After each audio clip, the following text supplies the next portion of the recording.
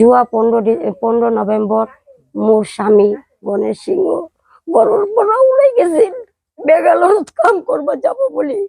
এতিয়ালৈকে তাৰ কোনো খবৰ পোৱা নাই। তাই 19 ডিচেম্বৰত মোৰ মোবাইলত ফোন আহিছিল যে ই গোসাইগাঁৱত আছে বুলি।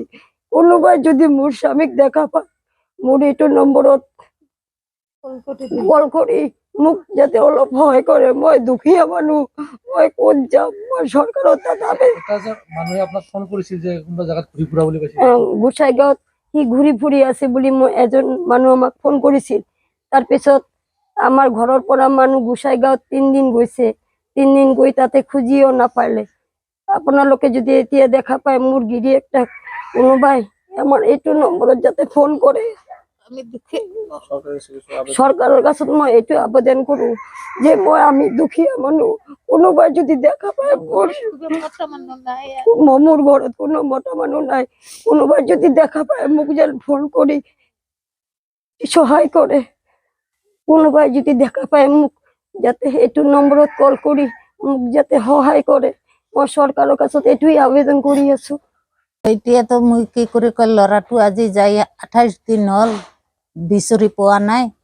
তে আমি গোসাইগাঁৱত যাই এটা মানুহ খবৰ কৰিছিল, তাতে গৈছিলো, যাই বিচাৰি আহিছো। বিচাৰি আহি তাতেও নাপালো। এতিয়া ক'ত আছে আপোনালোকক কি কৰি কয় অলপ বিচাৰি ঠিক কৰি দিয়ক। মানুহটো কি কৰি কয় পোৱা নাই।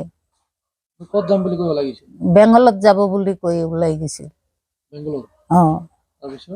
তাৰপিছত নাপালোৱে।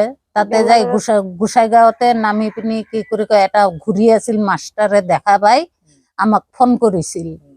ফোন কৰোতে আমি তো তাক নাপালোয়ে। তাতে যাই বিচাৰি বিচাৰি আহিলো। থানাত খবৰ দিছো।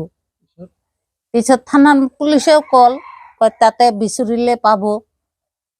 বিচাৰি যাই 2 দিন 3 দিন যাই ঘূৰি আহিলো, বিচাৰি নাপালো। ৰাইজক কি আহ্বান কৰিব? ৰাইজক মানে এতিয়া মানে আবেদন মানে যেটো মানুহ যদি পায় যদি তেনেহলে আমাক খবৰ কৰিলে হল। কি নাম ল'ৰাজনৰ? গণেশ সিংহ, ক'ত? টাঙ্গাবাৰী শান্তিনগৰ।